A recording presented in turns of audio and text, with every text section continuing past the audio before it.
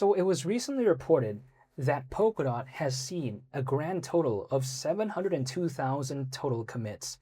What does that even mean though? Because that statistic is actually according to something called ChainSpec, but sometimes when people see it, they don't really know how to contextualize what that even means. So I'll try to explain this in today's video in a quite simple way, even though I am not telling anyone to do anything and nothing I say is financial advice.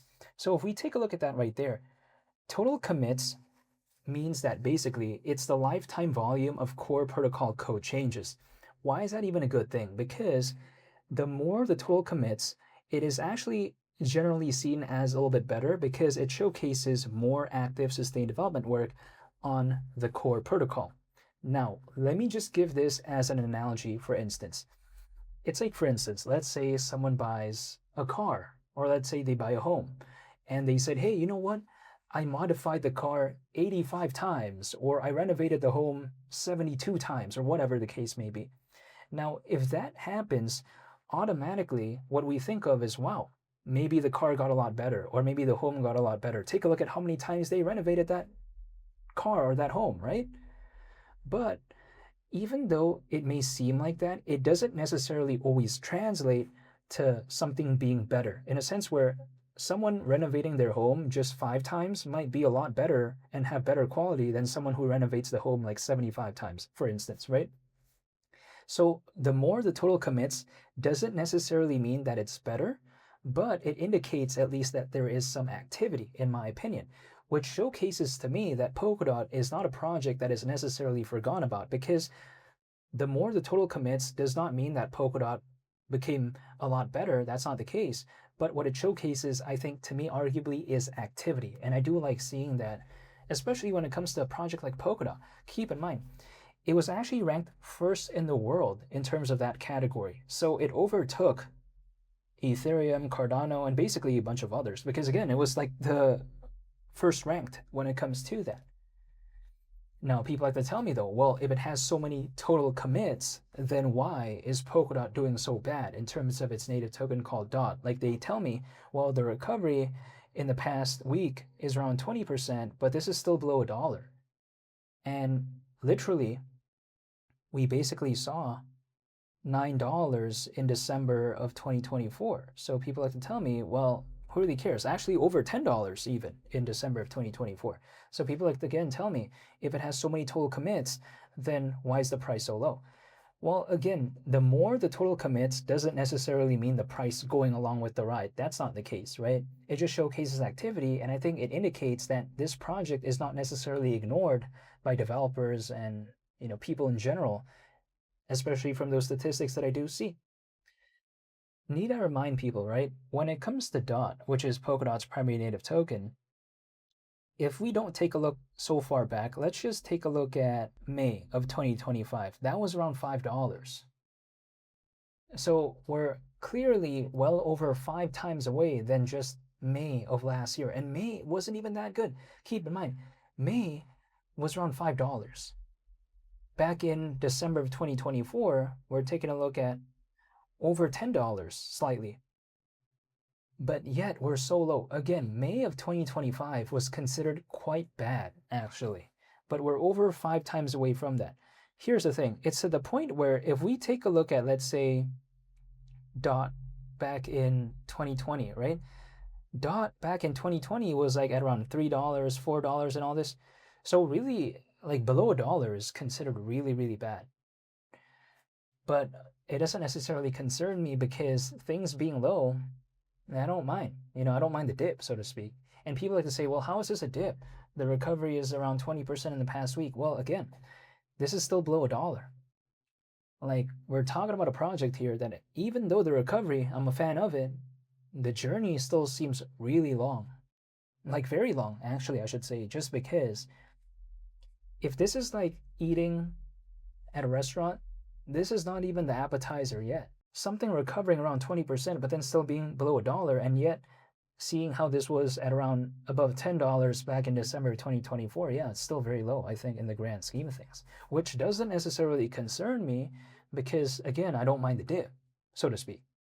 But nonetheless, when I take a look at something on Polkadot, I find this quite impressive seeing how there's that many total commits so far. And I think it showcases that Polkadot, yeah, sure, it may not be the most interesting project out there, but if we think about a layer zero blockchain, arguably Polkadot is the most popular, I would say, historically. I mean, okay, if we take a look at Cosmos, sure, it has an aspect of a layer zero, but it's not as popular as this, in my opinion.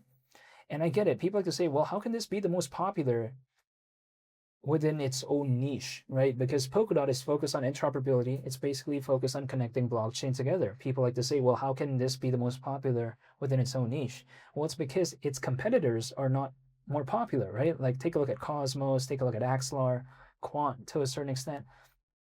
Polkadot is just more popular than all of them as of right now.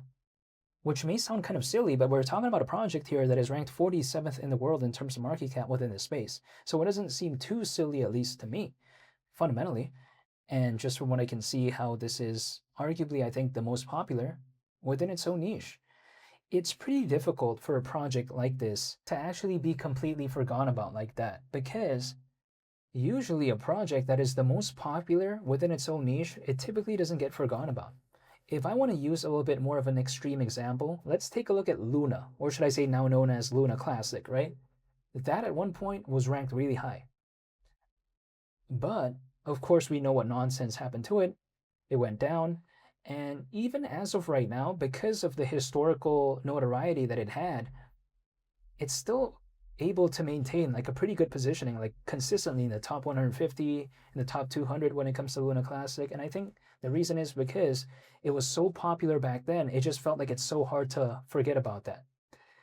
Let alone something like Polkadot, which never even experienced 1% of that nonsense. How can this randomly be forgotten about? Sometimes that's the way to take a look at it. It's focused on interoperability. It's focused on connecting blockchains together. It has a canary network, which is called Kusama. I don't see what's so wrong with it fundamentally. Now, people like to say, why even compare it to Luna Classic? Now, that's just an example to showcase that it's pretty hard to forget about a very popular project sometimes within this space. That's all I'm saying. So imagine if that interoperability niche were to have attention come back in again, Polkadot's just waiting right there. That's just my perspective. And as of right now, when it comes to DOT, yeah, sure, it's below $1, but if it just goes back to $10, I'm dancing. Now, I get it, $10 is a far cry from its all-time high. The all-time high when it comes to DOT is around $55, so $10 is still over 5 times away than its all-time high. But I'm saying, just going back to $10, I'm already so happy, I'm dancing at that point. Now, people like to say, well, that's so boring. Well, keep in mind, this is below $1. So, of course, going back to $10, I would already feel to be quite legendary. You know, even if we just went to half of that, like at $5, I'm already dancing too. We're over 5 times away than $5. And $5 is not even that tough anyways. We saw $5 literally back in 2020. We're in 2026, so $5 really isn't anything too impressive. $5 was seen just in May of last year. And yet we're over 5 times away than $5. So because DOT is so low, it's to the point that if it goes just to $5 or $10 again, it wouldn't surprise me. And the keyword is again, right? It's already reached that before. It's already showcased that that wasn't anything too tough, and it was able to reach that without an altcoin season historically.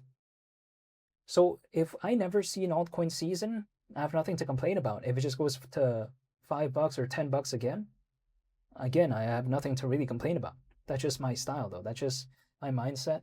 I am not trying to become the next Jeff Bezos or whatever. No, that's not my intent. DOT goes back to either $5 or $10 from right now. I have 0 things to complain about. And sure, again, the recovery around 20% in the past week, but I think that hypothetically, if I take a look at it historically, the journey still seems quite far. So I'm just still waiting, but I am not telling anyone to anything. And I'll be sure to make more updates moving forward when it comes to Polkadot. So hopefully y'all stay tuned for that. It's only the captain.